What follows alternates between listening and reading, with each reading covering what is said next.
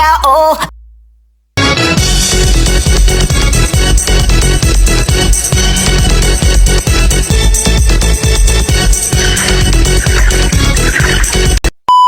Bombastic side-eye, criminal offensive side-eye.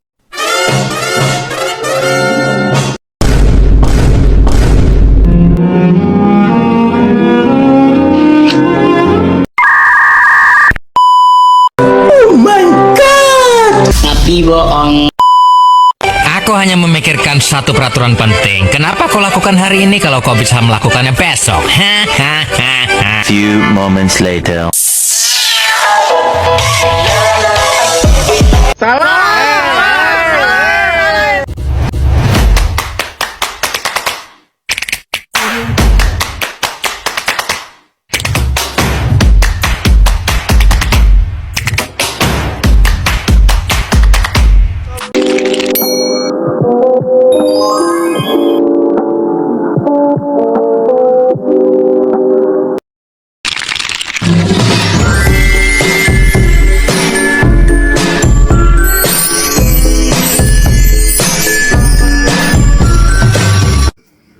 Assalamualaikum warahmatullahi wabarakatuh. Waalaikumsalam warahmatullahi wabarakatuh. Gimana kabar kamu hari ini? Alhamdulillah baik kak. Bagaimana saat di sekolah tadi proses belajar di kelas? Apakah menyenangkan? Lumayan kak. Apakah kamu sudah pernah mengikuti layanan konseling sebelumnya? Belum pernah kak. Baiklah, kalau begitu saya akan jelaskan apa itu konseling ya. Ya kak.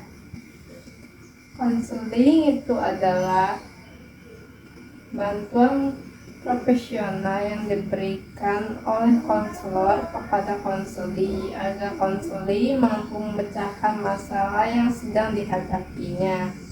Konseling itu dilandasi oleh azas-azas seperti kerahasiaan, kesukarelawan, keahlian, kegiatan, kemandirian, dan masih banyak yang lainnya. Asas kerahasiaan menjamin semua informasi yang kamu sampaikan ini tidak bocor atau hanya saya dan kamu yang mengetahuinya. Asas sukarelaan itu kamu datang ke sini dengan sukarela tanpa saya paksa dari saya dan orang lain. Dan asas yang ketiga keterbukaan, yaitu kamu bersedia untuk terbuka dan menceritakan masalah yang kamu hadapi. Bagaimana, apakah kamu bersedia? Iya kak. Pertemuan kita ini akan dibatasi oleh waktu. Kita akan melakukan pertemuan dengan menggunakan waktu kurang lebih 20-30 menit. Dengan adanya waktu yang singkat ini, maka kita akan sebaiknya benar-benar memanfaatkan waktu yang ada. Nah, jika ada pertemuan pertama ini masalahmu belum selesaikan, maka kita akan adakan perjanjian untuk melakukan pertemuan sebelum berikutnya. Setelah kita sudah menyepakati waktu yang digunakan dalam proses konseling ini, nah sekarang coba kamu ceritakan masalah yang sedang kamu hadapi. Saya sedang sedih kak. Belakangan ini saya sering dimarahi oleh guru. Sering dimarahi kenapa?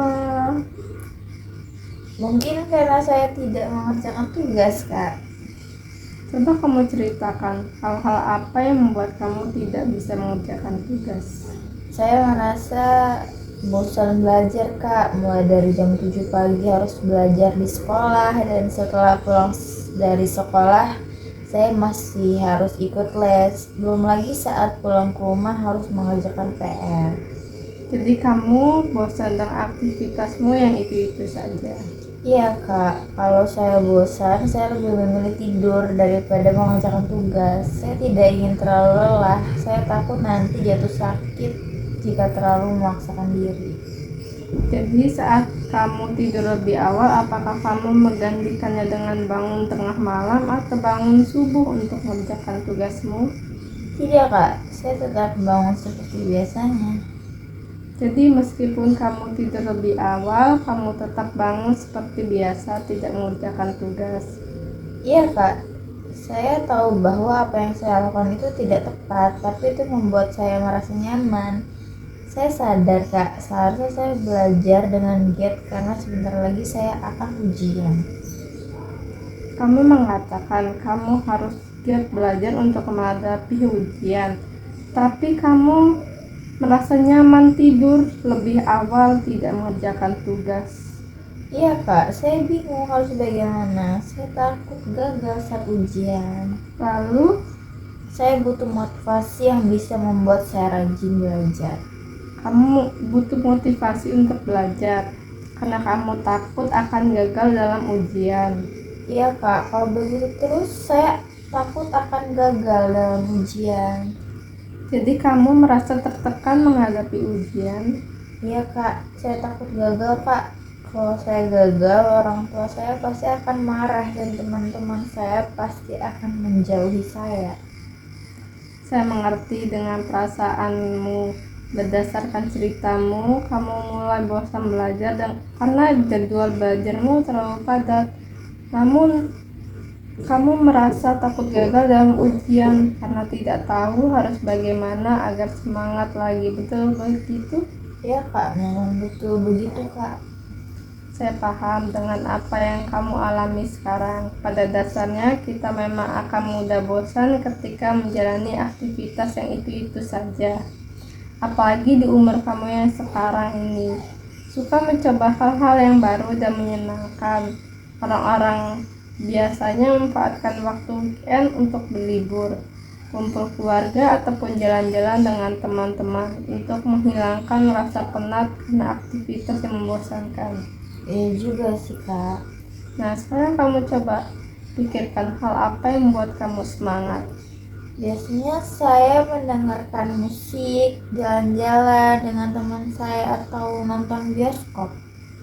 Nah, kamu sudah tahu hal apa yang membuat kamu bersemangat. Jadi, apa rencanamu untuk menghilangkan kebosananmu dalam belajar? Saya akan mengatur ulang jadwal belajar dengan baik, merencanakan jalan-jalan bersama teman-teman saya saat weekend minimal 2 kali dalam sebulan dan sesekali mendengarkan musik saat mulai bosan belajar. Bagus, kamu telah menemukan solusi yang saya pikirkan sangat tepat dan apa yang kamu mau melakukannya dengan sungguh-sungguh. Tentu saja kak, saya ingin meraih prestasi seperti dulu lagi. Saya yakin kamu bisa. Kamu itu anak yang berprestasi. Kamu tahu tentu apa yang terbaik untuk kamu. Baik kak, saya senang sekali jika hal ini benar-benar bisa saya laksanakan dengan baik. Saya berjanji akan giat belajar agar bisa sukses dalam menghadapi ujian. Saya sangat senang mendengar antusiasmu. Nah, apa yang masih ada hal yang ingin kamu sampaikan? Saya rasa untuk saat ini udah cukup kak. Berhubung waktu kita juga sudah habis, mari kita akhiri proses konseling ini. Sampai di sini, sebelumnya mari kita simpulkan hasil pembicaraan kita. Di awal kamu mengatakan bahwa prestasi kamu menurun. Semua itu diakibatkan karena kamu merasa jenuh dan jadwal belajar yang sangat padat dan tidak memiliki semangat belajar. Kemudian dalam mengatasi masalah tersebut, rencana untuk mengatur waktu belajar, meluangkan waktu jalan-jalan dengan teman-teman saat weekend dan sekali mendengarkan musik. Kamu mulai bosan belajar. Bagaimana? Iya kak, saya akan berusaha agar kejenuhan belajar yang saya rasakan sekarang ini bisa segera saya atasi dan dapat semangat kembali dalam belajar. Saya senang mendengarnya. Bagaimana perasaan kamu sekarang? Saya merasa senang dan lega kak. Sekarang saya tahu apa yang harus saya lakukan. Jadi setelah konseling ini berakhir, rencana apa yang akan kamu lakukan? Saya akan memulainya dengan mengatur ulang jadwal belajar, meluangkan waktu jalan-jalan saat weekend agar tidak bosan dengan rutinitas harian, dan sesekali mendengarkan musik saat mulai bosan belajar. Bagus, semoga kamu bisa sungguh-sungguh menjalankan rencana yang telah kamu buat. Nah, kalau begitu sesi konseling ini dapat kita akhiri dan kamu jangan sungkan lagi untuk datang menemui saya jika memiliki kesulitan. Baik Kak, terima kasih banyak atas apa yang telah Kakak sampaikan, dan saya merasa senang dan lega. Sekarang saya sudah tahu apa yang harus saya lakukan. Kalau begitu saya permisi dulu Kak. Assalamualaikum. Waalaikumsalam.